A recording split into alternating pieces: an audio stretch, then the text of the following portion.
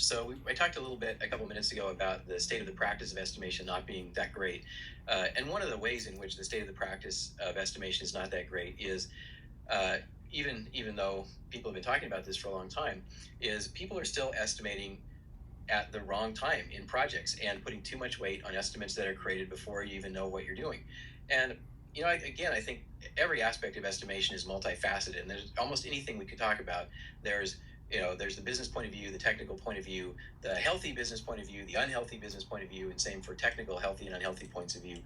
And so, I don't think there's anything unhealthy about the business wanting to know on day zero of the project, before any work has been done at all, wanting to know exactly how long it's going to take and how much it's going to cost. That's a rational thing for the business to want.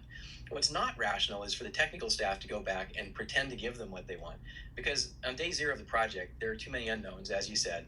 We may have variables, I mean, we'll have all kinds of variables. We'll have variables in how big the staff is going to be, who specifically the staff is going to be, when the project will even get started, when those staff will become available, what exact features are going to be in the feature set, the detailed elaboration of each of those features. We have countless variables in the very early days of the project. So, to the degree that we could do an extremely rough sizing, one of the techniques I like at that point in the project is for the organization to have a list of prior projects that they've completed, including the cost and or effort and schedule.